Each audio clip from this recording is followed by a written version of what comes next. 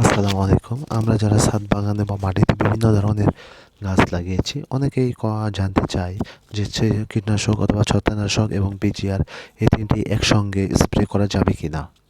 মাটির গাছ বা ছাদ বাগান গাছ বিষয়টা আলাদা। সেটা হবে সেটা আপনাদেরকে ভিডিওর মাধ্যমে বুঝিয়ে বলবো। সবচেয়ে বেশি ভালো হয় ভিটামিনটা আলাদাভাবে স্প্রে করাটা ভালো। এটা হতে পারে ফলোরা মিরাকুল, বিভিন্ন কোম্পানির ঔষধ রয়েছে। যেকোনো একটি ব্র্যান্ডের ঔষধ নিয়ে আমরা স্প্রে করব। সেটা হতে পারে 15 দিন থেকে 20 দিন পর পর। এক্ষেত্রে প্রতি লিটারে আমরা 2 মিলি করে ব্যবহার করব। আর আমার হাতে আরেকটা দেখতে পাচ্ছেন ম্যানসার, এটি একটি ছত্রাকনাশক। আপনার পছন্দ মতো যে কোনো হতে পারে। যদি ছাদ বাগানের গাছ হয় তাহলে ওই বাগানে একটি বা দুইটি গাছ আছে, সেক্ষেত্রে চেষ্টা করবেন ছত্রাকনাশক আলাদা এবং কীটনাশক আলাদা দিবেন। যদি ছত্রাকনাশক স্প্রে করেন তাহলে 2 দিন পর বা 1 দিন পর কীটনাশক ব্যবহার করবেন, এতে করে সবচেয়ে বেশি কাজ হবে। এবং যারা মাটিতে গাছ লাগিয়েছেন অথবা যাদের বাগান আছে 1 বিঘা 2 বিঘা, তারা ছত্রাকনাশক অথবা কীটনাশক আলাদা স্প্রে ক্ষেত্রে আমি বলবো, যদি সময় বেশি লেগে থাকে সেই ক্ষেত্রে তারা ছত্রাকনাশক এবং কীটনাশক একসঙ্গেই স্প্রে করতে পারেন।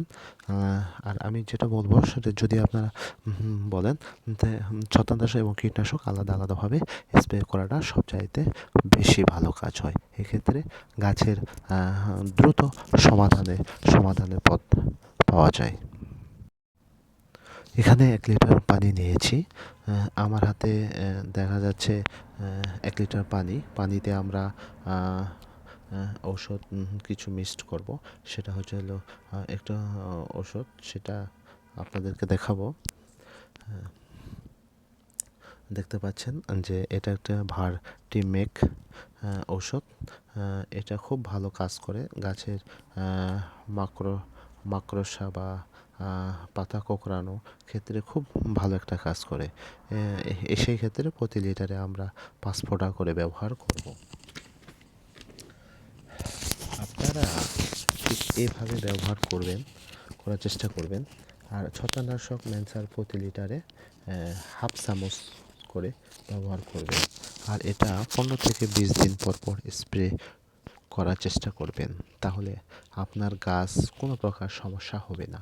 অনেক সময় দেখা যায় যে ছত্রাকনাশক গাছ বা আক্রমণ হয়ে গেছে, পরবর্তীতে আপনারা সমাধান করতে পারতেছেন না। সেই ক্ষেত্রে আমরা বলবো যে আপনারা নিয়মিত 15 থেকে 20 দিন পর পর গাছে ছত্রাকনাশক এবং কীটনাশকটা ব্যবহার করবেন, এতে দ্রুত সমাধানের পথ খুঁজবে। আমাদের এই ভিডিওটা যদি ভালো লেগে থাকে অবশ্যই আমাদের চ্যানেল সাবস্ক্রাইব করবেন। আমাদের সঙ্গে থাকার জন্য ধন্যবাদ।